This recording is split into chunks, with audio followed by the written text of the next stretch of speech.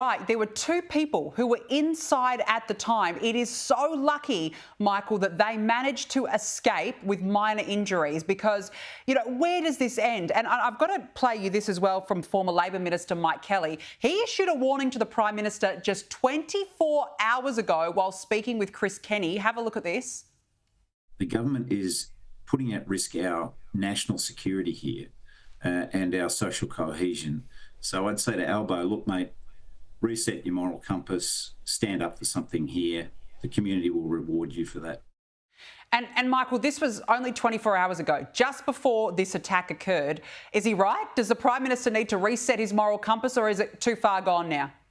Well, as the great columnist and editor Paul Kelly says, Albo's all tactics and no strategy. Make comments about anti-Semitism every time another terrible incident happens. Do something, Albo. Have a plan. Work to it. Get Australians behind it. Get your colleagues behind it. Force Tony Burke to go out to those preachers in Western Sydney who are preaching anti-Semitism in their mosque and stand on the steps there and say, so far and no further. This is not Australia. We want you to stop it. And you could force the security authorities in both state and federal, who've been weak since the gas the Jews on the steps of Parliament House, that defamed all of Australia. It didn't just affect the Jews, Danica, you know that. People, this is the lead story about Australia all over the world in these kinds of incidents. And it really does make Australia look terrible. We're not a country like that. And the people who are upset about this are not just the small Australian Jewish community, but all tolerant Australians who love our multicultural Australia that is big and generous and tolerant.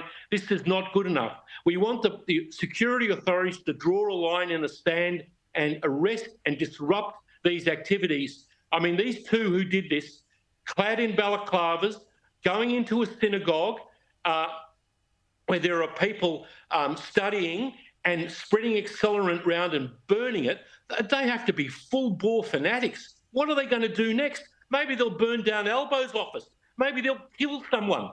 Come on, Albo, you've got to get off your game. And as for Penny Wong, you've got to stop playing student politics with foreign affairs.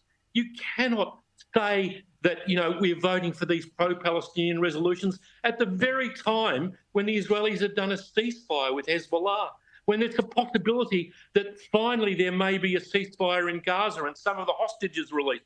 How about Penny Wong? You stood up on behalf of those two children, those babies being held in those airless, depraved tunnels with those Hamas madmen, and demanded at the United Nations that they be got out.